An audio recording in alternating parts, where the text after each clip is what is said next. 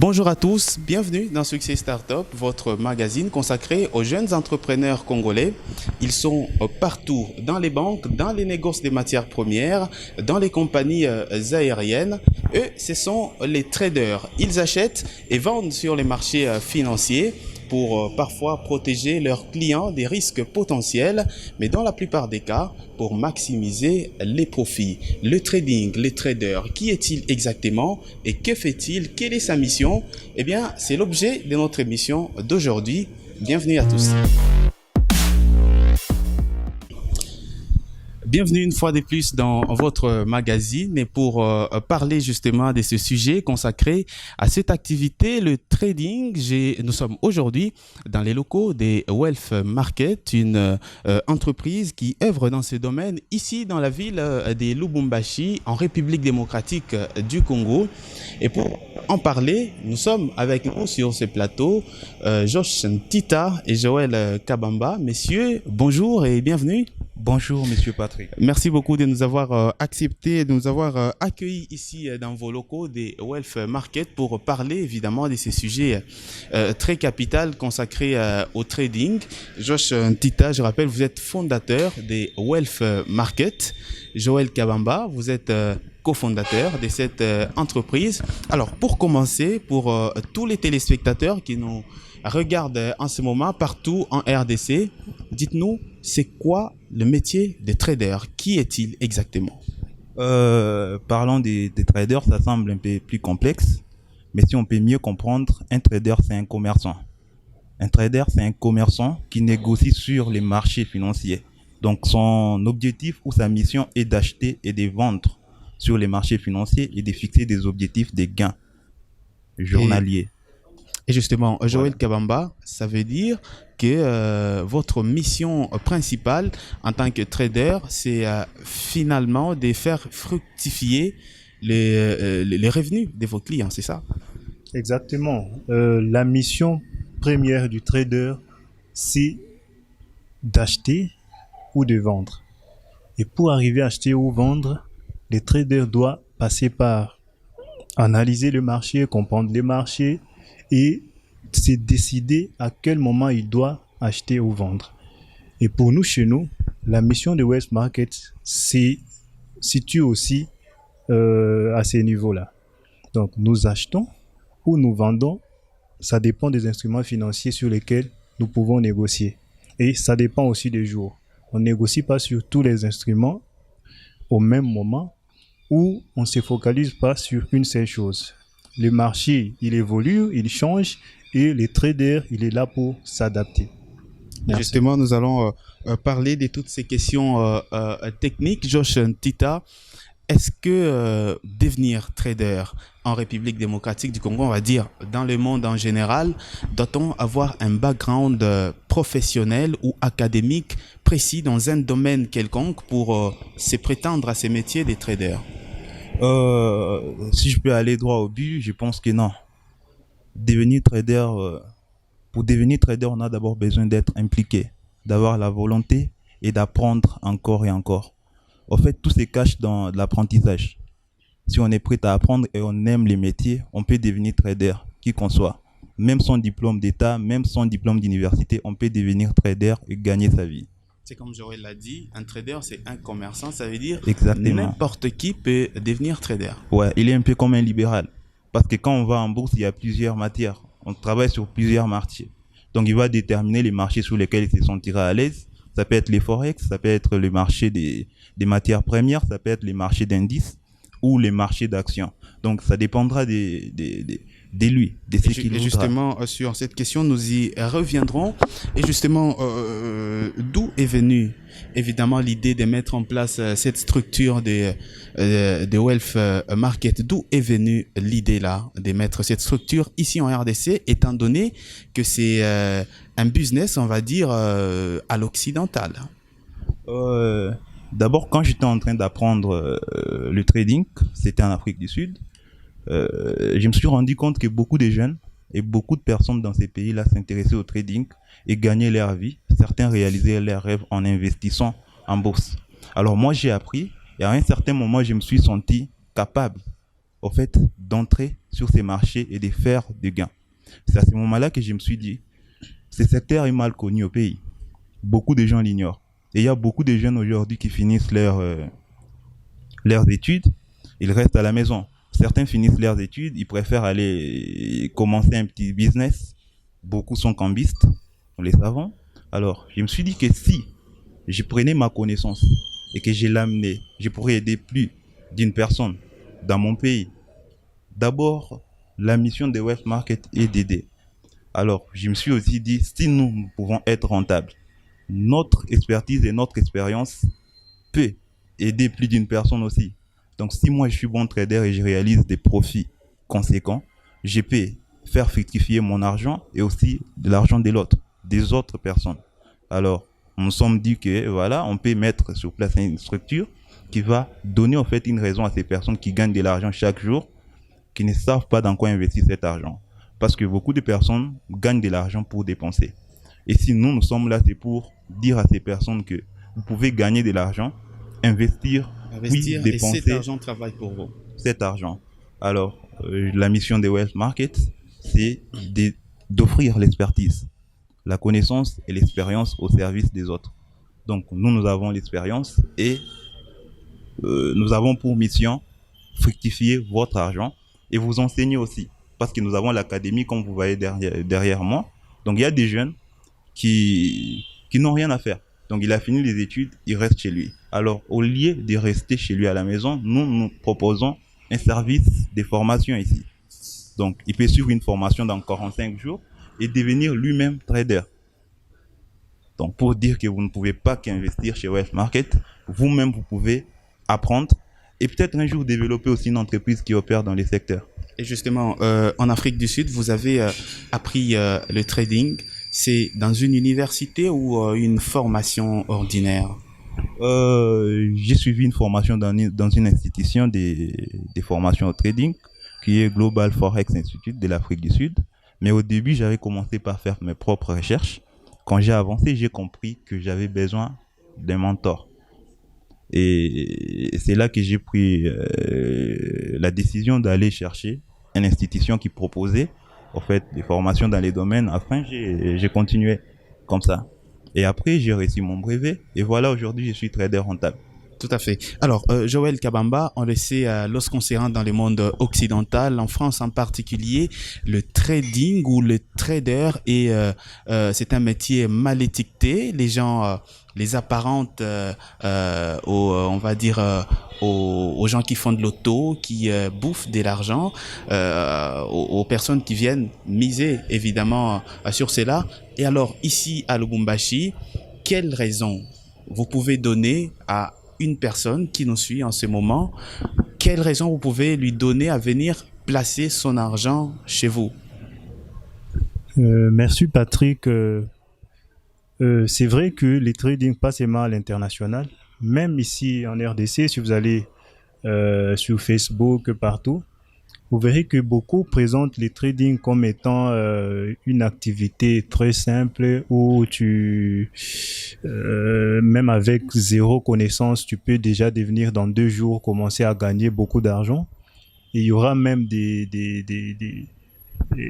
promesses qui vous diront que bon, tu peux investir aujourd'hui $1000 et dans 1 mois, tu seras millionnaire.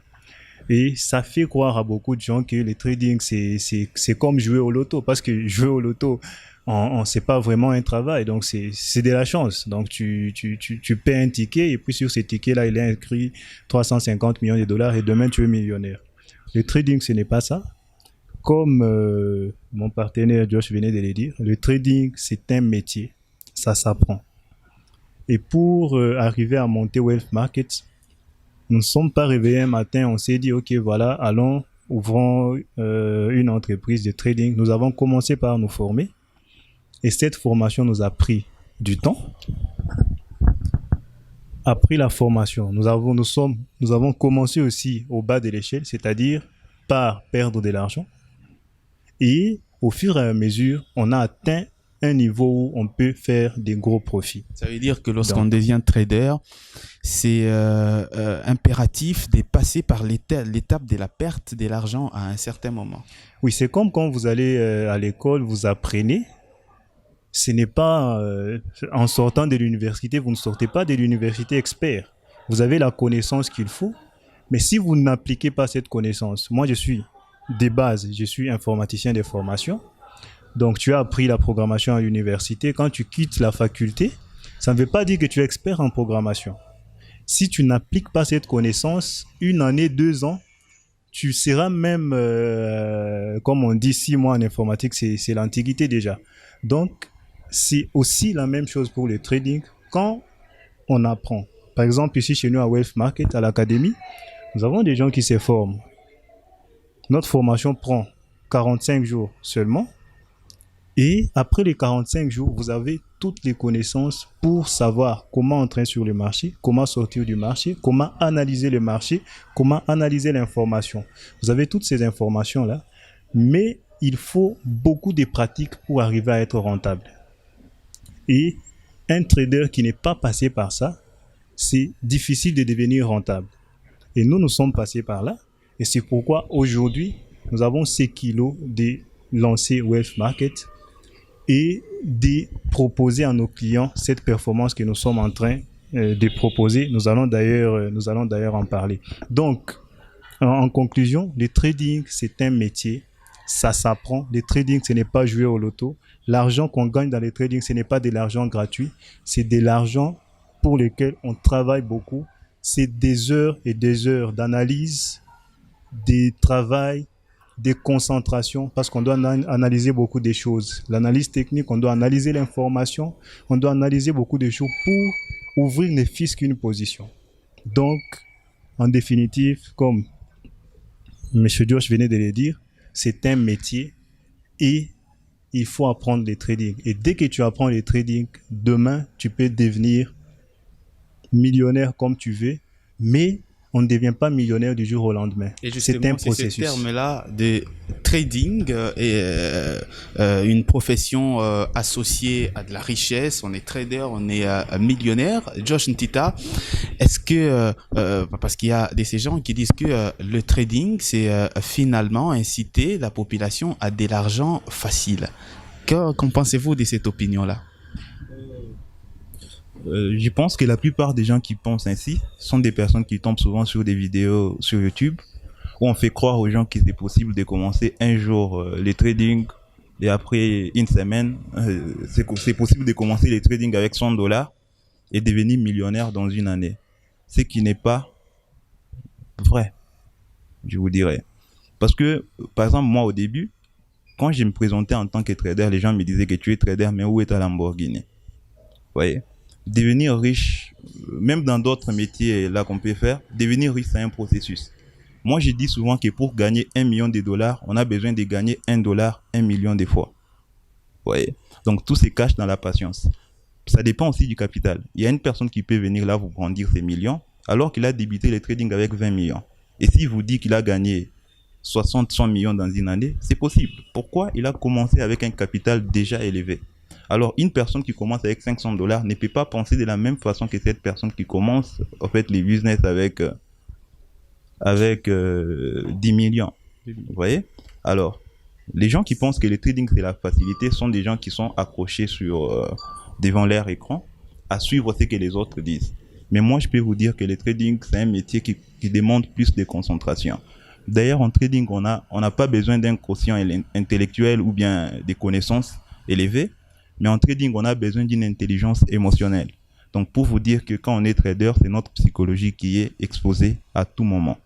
Et justement, on connaît bien le fonctionnement des marchés financiers mondiaux, le Nasdaq, le CAC 40, le S&P 500. On sait que ces marchés se chevauchent. Alors, on a l'impression de dire qu'un trader ne dort pas finalement parce que le CAC 40 ferme, c'est la bourse du Japon qui rouvre.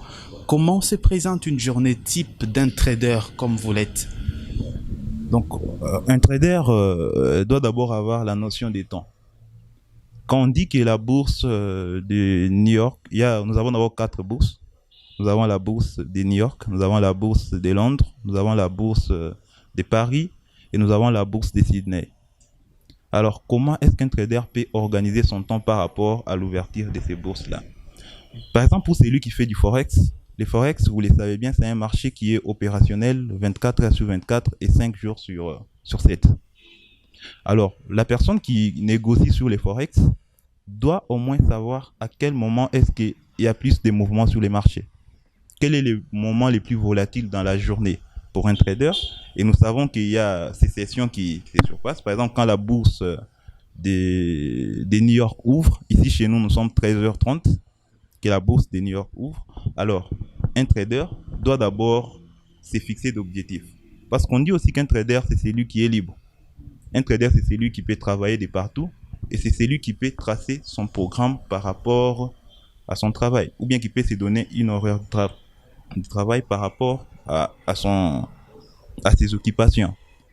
Alors, pour bien organiser sa journée en tant que trader, on doit d'abord commencer par déterminer les moments où il y a plus de mouvements sur les marchés et déterminer aussi sur quel marché est-ce qu'on investit.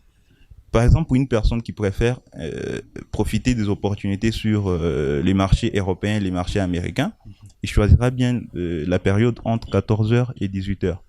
Pourquoi? Parce qu'à cette heure-là, nous avons la session de Londres, ou bien la bourse européenne et la bourse américaine qui fonctionne, qui est opérationnelle. Et ça fait qu'il y a plus de volatilité sur les marchés. Quand je parle de volatilité, ça veut dire qu'il y a les prix qui bougent dans tous les sens. Ouais. La fluctuation des marchés. Et justement, Joël Kabamba, on sait qu'il y a plusieurs types de trading ici à Wealth Market. Sur quel genre d'investissement vous êtes? Actions, obligations? Vous faites le forex uniquement ou aussi sur les négoces des matières premières? Merci beaucoup. C'est comme je venais de vous dire tout de suite. Il y a plusieurs instruments financiers sur lesquels on peut négocier. Donc, vous venez de dire, il y a les actions, il y a les indices, il y a les forex. Alors, la grande partie de nos placements, nous les faisons sur les forex parce que c'est un marché d'abord qui est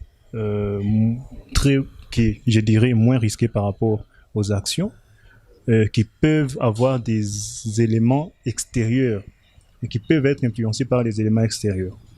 Donc, nous sommes plus focalisés sur les forex, mais nous touchons aussi aux indices et aux actions. Alors Josh Ntita, on sait que les marchés financiers internationaux sont influencés, on va dire, par l'évolution de la macroéconomie et consorts. Dans les contextes actuels avec la maladie, l'épidémie des coronavirus qui sévit en Chine, comment parvenez-vous à faire du profit à cause évidemment de la situation de cette épidémie qui se répand pratiquement partout dans le monde? Ouais, par rapport, là on appelle cet aspect en trading, on l'appelle l'aspect fondamental du marché. C'est l'analyse fondamentale dont on parle là. En fait, l'impact du coronavirus sur les marchés, c'est que, je vous donne un exemple. Il y a beaucoup de commerçants qui font la Chine. Et si vous leur posez une question de savoir comment est-ce que ça se passe aujourd'hui, ils vous diront que les prix ont augmenté en Chine. Pourquoi est-ce que les prix augmentent? Les prix des articles augmentent, c'est parce qu'il n'y a plus de sorties. Donc, l'importation et l'exportation ne se passent plus comme avant. Alors, dans les cas, par exemple, d'Apple, vous verrez que les cours boursiers d'Apple est en train de chuter. Pourquoi? Parce que Apple ne parvient pas à liquider assez des machines ou bien assez des articles qu'avant. Et cela fait que les cours boursiers d'Apple... Parce qu'on sait que la Chine, c'est l'un des grands partenaires économiques des États-Unis, des entreprises de la Silicon Valley dépendent aussi en grande partie de la Chine. Exactement. Alors, en rapport avec ça, nous traders, nous savons que nous pouvons profiter de la baisse comme de la hausse sur les marchés. Nous savons que l'impact du coronavirus va entraîner la plupart des marchés mondiaux à la baisse.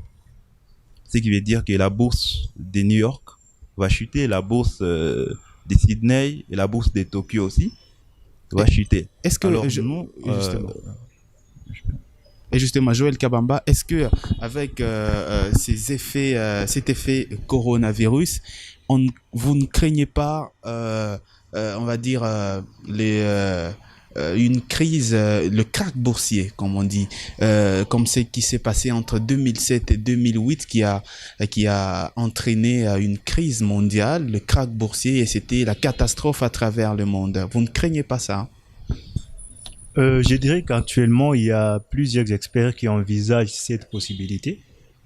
Donc, les coronavirus, ce n'est pas anodin, mais l'économie mondiale, malgré ça, est en train de se stabiliser. Donc, ce qui veut dire que, bon, il y a possibilité, on peut réfléchir comme ça, mais ce n'est pas vraiment évident.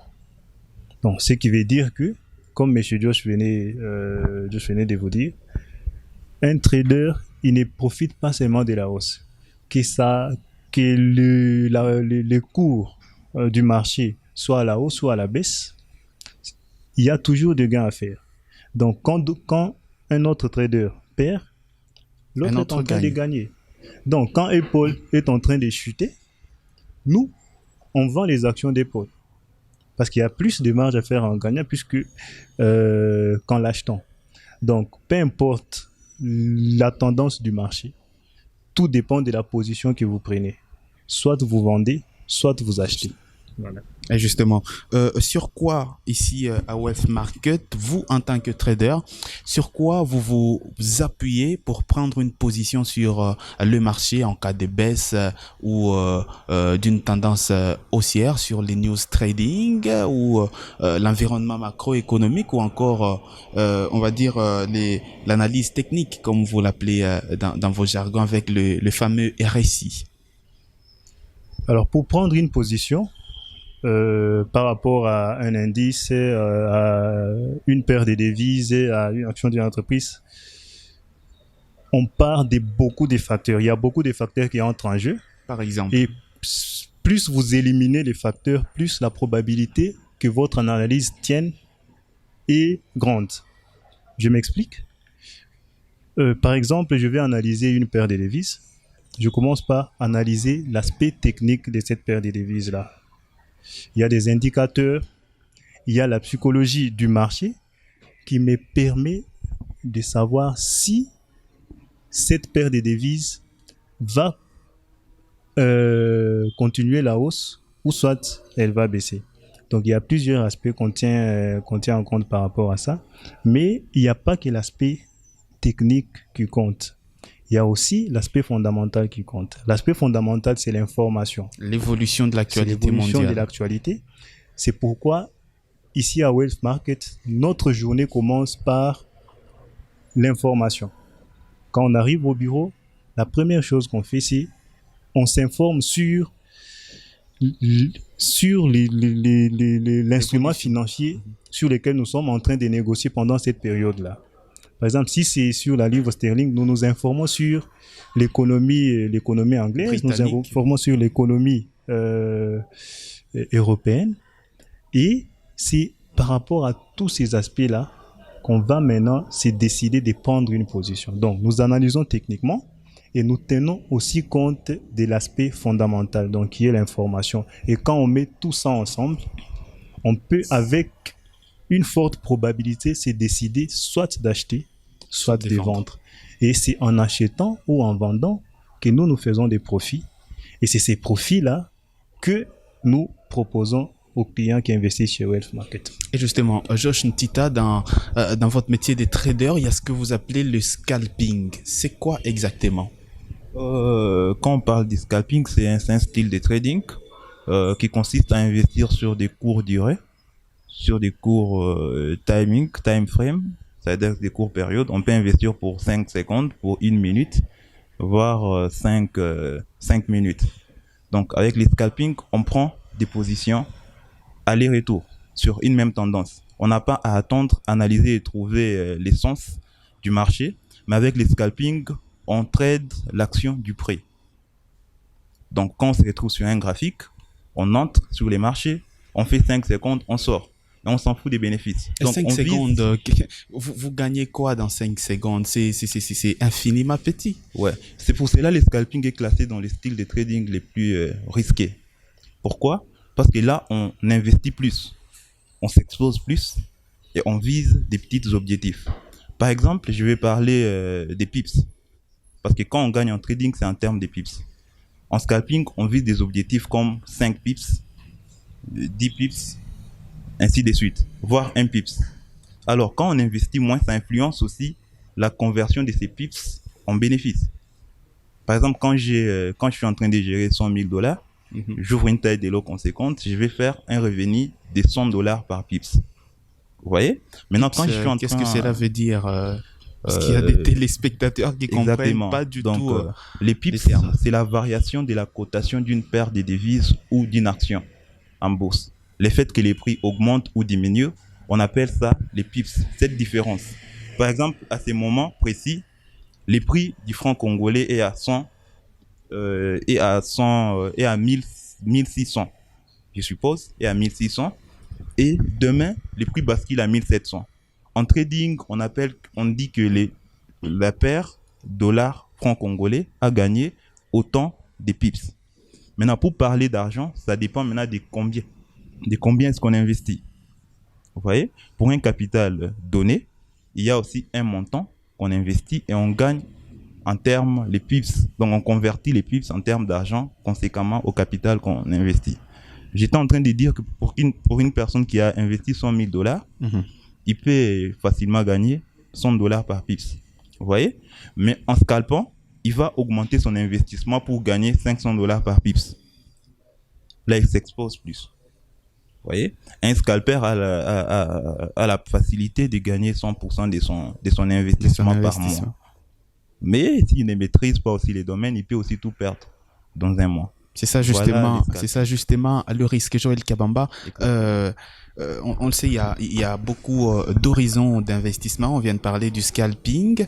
Il y a également le day trading, selon vos jargons ici, mais aussi le swing trading. C'est quoi l'horizon d'investissement le plus rentable pour un trader? Je vais illustrer ça par un exemple. Donc, où ce qui se passe ici chez nous, tout dépend de l'objectif qu'un trader se fixe. Donc, ce n'est pas parce qu'on fait du scalping ou parce qu'on fait du day trading ou du swing trading qu'on sera plus rentable que celui qui fait tel ou tel autre style de trading. Par exemple, ici chez nous à Wealth Market, la plupart des cas, nous faisons du day trading. C'est-à-dire, nous ouvrons nos positions le matin et nous les fermons le soir. Et des fois, nous pouvons laisser une position pendant une semaine tant que notre analyse tient et nous la fermons quand l'objectif est atteint. Alors, par rapport au risque, donc comme vous venez de parler, les plus fondamentales pour un trader, c'est de gérer les risques. C'est quand tu gères bien les risques que tu parviens à devenir rentable sur le marché. Tu ne peux pas exposer tout ton capital parce que tu as besoin de gagner beaucoup. C'est pourquoi à Wealth Market, nous faisons des petits revenus, mais sur une longue durée. C'est pourquoi nous sommes rentables sur le long terme. Nous n'exposons pas tout notre capital. Je donne un exemple. Nous pouvons exposer seulement 3% de notre capital par jour. Donc, vous comprenez déjà que sur un portefeuille, par exemple, de 500 000 $, 3%, 3%, ça représente 15 000 $. Ça veut dire que quand nous risquons les 15 000 $ sur 500 000 $, c'est ce qu'on est prêt à perdre qu'on peut gagner. Donc, même si ça s'est passé mal sur le marché, on ne peut pas perdre tous les portefeuilles là de 500 000. Et c'est justement ce que vous appelez dans votre jargon la politique de stop loss, c'est ça? Je dirais plutôt la politique de money management. Voilà. La politique de money management, il consiste à ne pas mettre tous les œufs dans le même panier. Ça veut dire qu'on investit sur différents types d'instruments financiers et ce qui fait que on ne peut pas perdre sur toutes les positions qu'on a ouvertes. On peut ouvrir 10 positions Et sur les 10 positions, nous pouvons perdre 2 positions. Ce qui fait qu'on a gagné sur 8 positions. Et c'est ça qui fait que nous sommes rentables et nous sommes en train vraiment d'évoluer à une vitesse grand V. Alors justement, Georges Ntita, il y a beaucoup de traders au niveau de l'Occident, ça a été démontré, le fait de prendre beaucoup de risques entraîne à des comportements excessifs. Est-ce qu'on peut dire que un trader, c'est entre guillemets un fou? Parce qu'il prend quand même beaucoup de risques et du coup, la psychologie a sa place dans ce métier. Moi, je dirais plutôt qu'un trader, c'est une personne qui a à mesure de gérer d'abord ses émotions. C'est une personne qui a cette intelligence émotionnelle. Donc, il sait quand agir et quand ne pas agir. Et c'est une personne qui comprend les principes de la vie. Parce que la vie, c'est prendre les risques. Et c'est une personne qui sait aussi saisir les opportunités. Vous savez, on dit souvent que les risques et les prix à payer pour une opportunité. Vous voyez? C'est ça, en fait. C'est ça la vie d'un trader. Prendre les risques. C'est la vie. Donc, moi, je dirais pas qu'un trader, c'est un fou, mais je dirais que c'est une personne qui est fort sur les plans d'esprit et sur les plans psychologiques. Et justement, la psychologie, on en parle. C'est quoi sa place dans le trading, dans ce métier de trader? Vous savez, 65% de ce qu'un trader doit être se cache dans la psychologie. Je vous explique. Parce que même ce qui fait bouger les marchés, comme vous les voyez, c'est la psychologie des traders.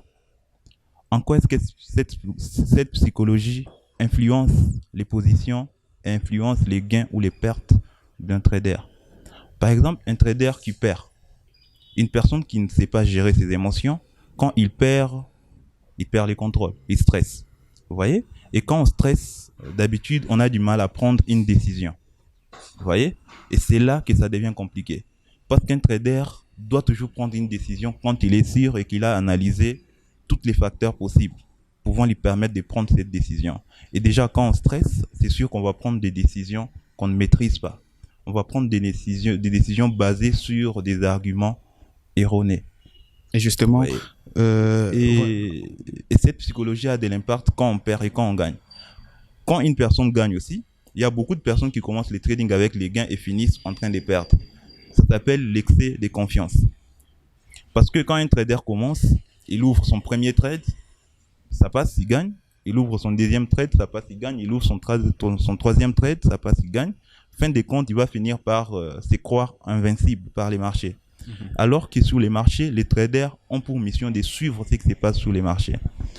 Il a cet excès de confiance et après, il va ignorer certains facteurs, certaines étapes dans sa technique d'analyse. Et voilà, il va prendre une décision, une mauvaise décision sur les marchés. Une décision non réfléchie, non mûrie du tout. Exactement. Joël Kabamba, parlez-nous de ce séminaire que vous organisez dans les tout prochains jours à Kolwezi sur évidemment le trading forex.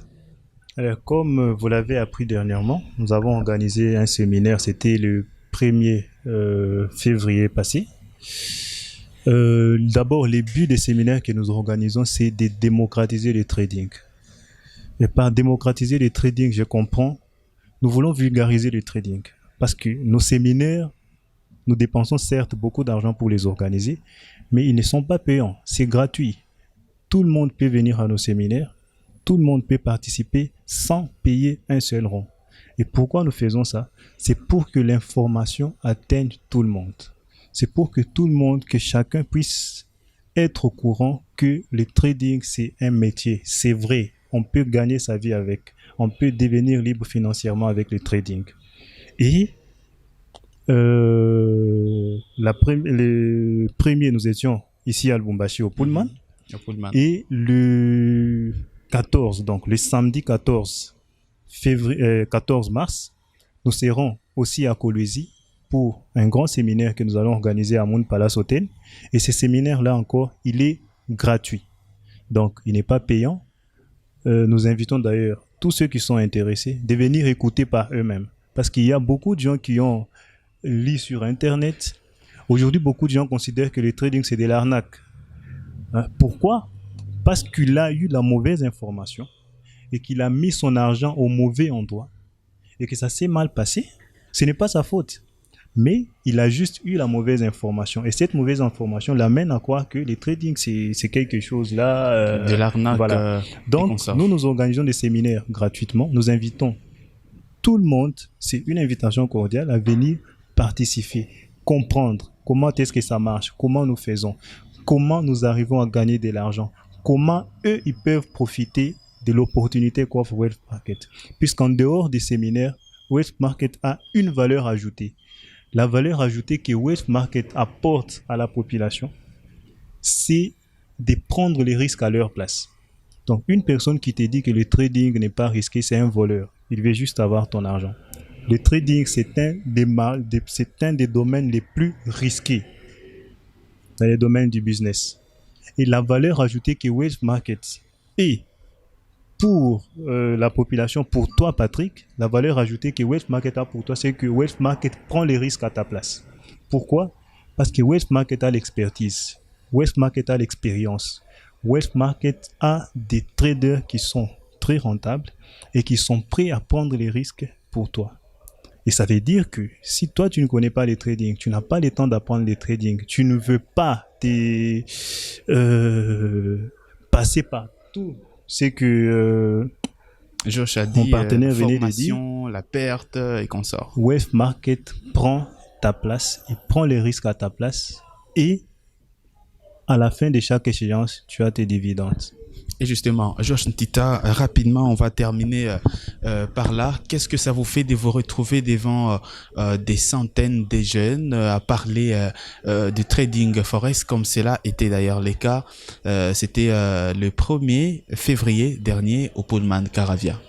Je dirais que d'abord, ça me donne... C'est une partie au fait de mon rêve qui est en train de se réaliser, parce que mon plus grand rêve a toujours été d'influencer, d'échanger la façon de voir les choses des jeunes de mon environnement. Et quand je vois, on organise une manifestation qui consiste à rendre beaucoup des jeunes comme des adultes, beaucoup des jeunes comme des vieux, à les rendre libres financièrement, parce que c'est ça l'objectif des séminaires qu'on organise gratuitement. Et moi, ça me fait... ça me donne en fait une joie intense de voir qu'il y a quand même des jeunes qui sont conscients, de voir qu'il y a des jeunes qui ne veulent pas lâcher une opportunité qu'on leur présente. Et voilà. Merci à vous deux d'avoir accepté notre invitation. On va terminer par vous, Joël Kabamba, un dernier mot. En tout cas, merci beaucoup, cher Patrick. Donc, nous te remercions d'être passé ici à nos bureaux pour échanger avec nous sur les trading. Et nous tenons aussi à remercier tous les spectateurs qui ont pris leur temps pour nous écouter. Et il y a une question que, en parlant, peut-être que nous n'avons pas soulevé, c'est ce que les clients gagnent avec Wealth Market. Justement. Pourquoi Wealth Market est important pour lui? Le trading, c'est vrai, c'est un domaine où on gagne beaucoup d'argent, mais les clients, lui, dans tout ça, ils gagnent quoi? C'est pourquoi l'offre de Wealth Market est que toi, Patrick, quand tu investis tes 10 000 $ chez Wealth Market, tes 100 000 $ chez Wealth Market te garantit 25% de ces capitales-là chaque mois. Oui, Patrick, tu as bien entendu, 25%. Donc, ça veut dire qu'en investissant ces 10 000 $, tu gagnes 2 500 $ par mois pendant 12 mois, ce qui te fait 300% du montant investi. Et comment nous réalisons cet argent? C'est beaucoup d'argent. C'est avec ce que mon partenaire venait d'expliquer. Nous analysons les marchés à votre place. Nous décidons des opportunités les plus rentables. Nous entrons sur les marchés. Même la prise des risques. Nous prenons les risques et nous faisons tout ça à votre place. Et à la fin de l'échéance, vous touchez vos 25%. Ça veut dire que, exactement, chaque 4 mois, vous touchez 100% de votre investissement. Voilà. Merci. La valeur ajoutée de Wealth Market. Merci Joël Kabamba. Merci Josh Ntita de nous avoir reçus aujourd'hui dans vos bureaux ici à Wealth Market. Merci à vous également d'avoir suivi cette émission Succès Startup. Eh bien, c'est fini pour aujourd'hui. Si vous n'avez toujours pas compris ce que c'est qu'un trader, on se le fait en résumé et on se retrouve après. Le trader, c'est un peu comme le Super Mario des marchés. Comme dans un jeu vidéo, il n'a que quelques secondes pour accomplir sa mission, vendre ou acheter et au bon moment. Sur les marchés financiers, il choisit sa partie. Exemple, les actions, les matières premières ou les paires de devises dans le forex. Il existe plusieurs manières de trader. Tout d'abord, le swing trading, qui est une manière de trader à moyen terme. Il applique des positions qui vont durer plus d'une journée, voire plusieurs semaines. Il existe également le day trading. Cette approche consiste à prendre des positions et les clôturer au cours d'une seule et même journée. Enfin, la technique du scalping. Elle suscite de nombreuses positions prises de manière très rapide avec des prises de profits ou des pertes, encore une fois, très rapides. De l'anglais commerce, le trading est donc l'activité d'achat et de vente des titres financiers avec pour objectif réaliser des profits sur ces opérations. Un trader, c'est donc un pur commerçant. Voilà donc pour aujourd'hui. Merci à toutes et à tous de nous avoir suivis et à la prochaine pour un nouveau numéro des Succès Startup.